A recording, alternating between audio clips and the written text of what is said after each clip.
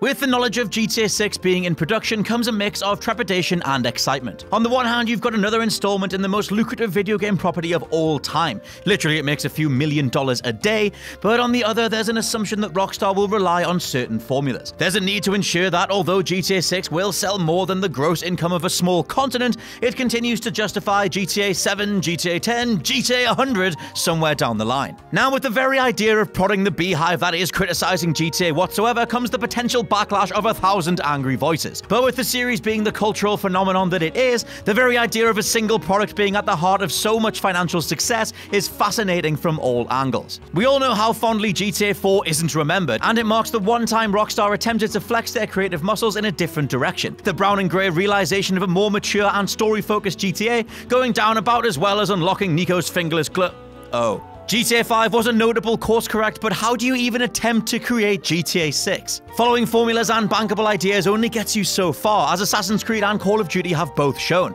and in the long term, we gamers need something truly special to avoid the series going stale. Quite honestly, there are certain things that it would be very easy for Rockstar to do, but they actually need to avoid them. I'm Scott from WhatCulture.com, and these are 9 ways Rockstar could easily ruin GTA 6. Number 9, an increased focus on online components. The lasting legacy of GTA 5 was not the controversial torture scene or nihilistic Trevor's various ridiculous outbursts. Instead, it was the proof that GTA can be truly immortal online. Whilst old-school fans who favor story and single-player will scoff at the nature of taking the entire experience online, GTA's online component earns close to around $5 million a day, a figure that more than justifies Rockstar doubling down on the idea in the future. Don't forget, Rockstar were one of the first developers to pioneer the Season Pass as a method of delivering DLC, and look where that's gotten us. Thankfully, they're yet to segment off meaningful chunks of their games into mandatory online components, and GTA 5 is one of the only games with a sizable online mode that still feels more than worthwhile without it. However, the state of the industry has drastically changed since 2013. 70% of all GTA 5 owners have played GTA Online according to Rockstar, and various games as a service like Destiny, Warframe, Fortnite, etc. prove that constantly connected worlds, currencies, and daily quests or missions is a money-making formula all its own. Rockstar's financial analysts will be screaming for the creative department to embrace this model in full. The only question is how much they will. Number 8, forced controversy. GTA 5's torture scene was hollow, a scene emblematic of a company that had the world's attention and could have delivered a message to stand the test of time, yet chose to go down the most controversial route possible. Trevor remarks after the fact that torture's for the torturer and that it's useless as a means of extracting information, but considering how the character is set up, a potential cannibal who slaughters his friends' friends at will, it doesn't even remotely make an impact. Think about it. Across the 2000s, Rockstar went from being the scrappy underdogs with one idea that managed to take hold and go stratospheric. They'd then roll out Manhunt, a game implicated in a murder before being acquitted, and Bully, the title that riled up parent groups and Fox News mouthpieces no end. They were the industry's bad boys, but underneath it all, they were a studio that had the mentality to challenge stereotypes and provide really solid meanings to games that had controversial face values. Then they became millionaires off the back of it, and that worldview changed forever. It's hard to produce edgy and impactful material when you've got nothing left to say, which is precisely the reason why bands like Metallica or Guns N' Roses will never truly be great in the same way again, and why sequels to out-of-nowhere landmark success movies never seem to work in the long run. GTA can never hit home in the same way as GTA 3, Vice City, or San Andreas did back in the day, and shoehorning in the likes of the above will only reinforce that.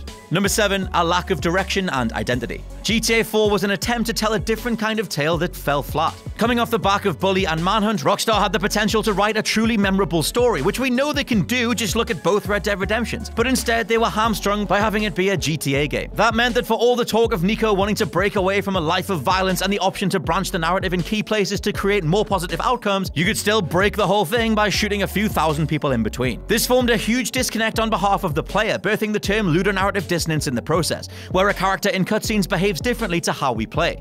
Ultimately, it forced Rockstar to re-embrace the ludicrousness they tried to leave behind with GTA 5. What GTA returned to was already what Saints Row was nailing better than ever, a thoroughly fun and self-aware ridiculous take on the open world genre, replete with hilarious writing and gameplay possibilities that reinforce that tonality. Granted, Saints Row has petered out since then, but Rockstar are still struggling to truly restore GTA's identity as it was across the early 2000s. Number 6, boring mission designs. You kinda have to wonder just how many thousands of dollars were spent spent creating the dock worker tech used in the god-awful Trevor mission where you moved shipping containers around, or why the choice was made to pilot a slow-moving submarine across a huge expanse of ocean in the second heist simply to get to the part of the mission you actually wanted to play. It goes without saying that the heists themselves were a pretty big letdown, a base framework for a mission that was supposed to involve planning every possible entry method before executing and exfiltrating in a wide variety of ways. This came to life more online as constant communication gave the process more of an edge, but when the single player's most memorable option was where to place your getaway car, it truly failed to live up to some otherwise exhilarating trailers. Add to that the bog standard travel here, see cutscene, maybe shoot thing, travel back template that's been in place since GTA 3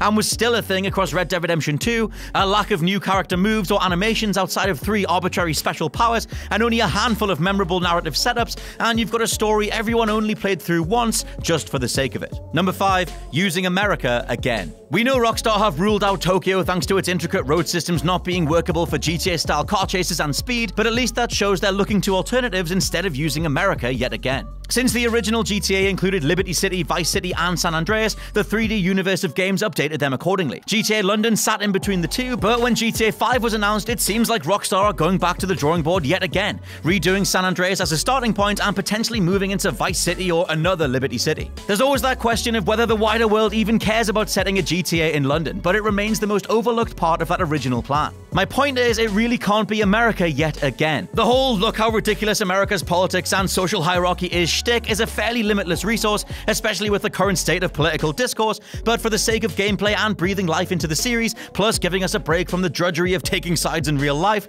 GTA should take a chance on somewhere entirely different. Number 4, characters nobody wants to play as. To truly do the GTA formula right, you need a character that approaches the world of crime from the outside, has some ancillary goal they must accomplish, whether it be wealth or reputation or whatever, and gets dragged further and further down the rabbit hole in the process. You work your way up the criminal food chain, eliminating reputable leaders and claiming territories along the way. Claude, Tommy Vercetti, and CJ all had varying degrees of criminal intent in them from the beginning, but it was the contrast of where you began and ended that made them work. Just think to CJ's Las Venturas bank heist, the juxtaposition between his origins to the super shiny casinos and drippings of wealth, it was truly something special and memorable. In GTA 5, Michael was a hot-headed father, Trevor a total psychopath, and Franklin, well, Franklin was the nearest we had to a relatable figure, but like Nico and John Marston or Arthur Morgan, was far too up for indulging in criminal behavior despite protesting it in cutscenes. Rockstar finally wrote a character that at their heart was a good person in Arthur Morgan, but it makes you wonder if that's even possible in a title called Grand Theft Auto, where criminality and wanted levels are by definition the key appeal. Characters that are just as dark and depraved as the world itself doesn't represent the audience.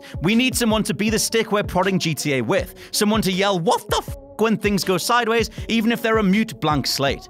We need someone that represents us as the outsider, especially at the beginning of every story. Number 3, pointless minigames. Branching off from having mission structures purposefully designed to make you giggle for a second before realizing just how pointless they are, the inclusion of GTA's minigames has gone from, hey, that's pretty cool, to why would I ever do this? See, in the infancy of the open world template, we yearned for things that would flesh out the ideology of another world on the other side of the screen. San Andreas included managing your stamina through trips to food outlets, buying clothes, working out to change your physique, and even learning different melee attacks to personalize CJ. Rockstar wanted you to live in San Andreas, and we did. The very reason it's so fondly remembered is purely down to each of these figures being completely original for the genre and being executed in a way that enhanced immersion tenfold. Fast forward a few years, look to how Assassin's Creed, Red Dead, Anthem, The Division, etc. tackle their open worlds, and you'll notice everything that gets included as a side activity now has a defined purpose. GTA 5 had stock trading and property buying as a means to accrue wealth, but you never needed to do it. Likewise, tennis, golf, bicycle races, and taxi fares are fun distractions, but what do they really serve? We need a link between these activities.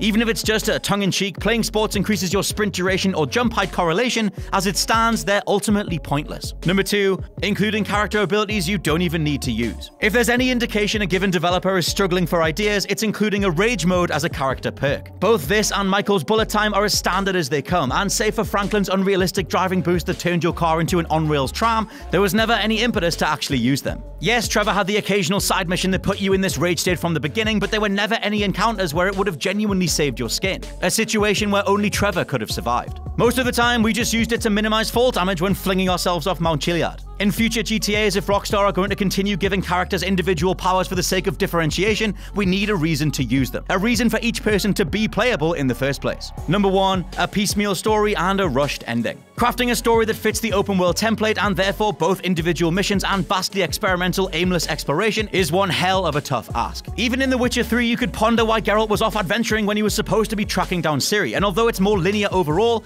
Mass Effect 3 suffered immensely by framing your earth-shattering exploits as time-sensitive, only to then let you indulge in a good 50 or so side missions. For GTA 5, Rockstar stepped away from the overarching narrative of 4, and instead posited many of the missions as individual set pieces, such as the Life Invader one or any of the heists. This got away from the need to have pace or thematic elements carrying from one mission to the next, but it also meant that come the final mission, it felt like someone just slapped a full stop on a conversation that was still in full flow. Suddenly, Franklin was being asked which of his friends to kill from a phone screen as every major player in the story was swept up in one quick motion, executing characters that were thought to be untouchable simply because now they could be tracked through GPS data. GTA 6 needs a proper story, something that lets us indulge in the various strands of characterization or side missions whilst having a through line that pays off at the end. Red Dead Redemption 2 proved this is possible by having Arthur's inner thoughts represented through his own journal, key conversations with specific characters, and a branching narrative that came with real consequences. GTA would benefit from something just as weighty and meaningful. A criminal getting dragged further and further into a life of crime, going on one hell of an arc and coming back out the other side. Just like Rockstar have done across their own history with games focused on rule-breaking, gore, and wanton destruction. And that's my list. What do you want to see Rockstar not do in GTA 6?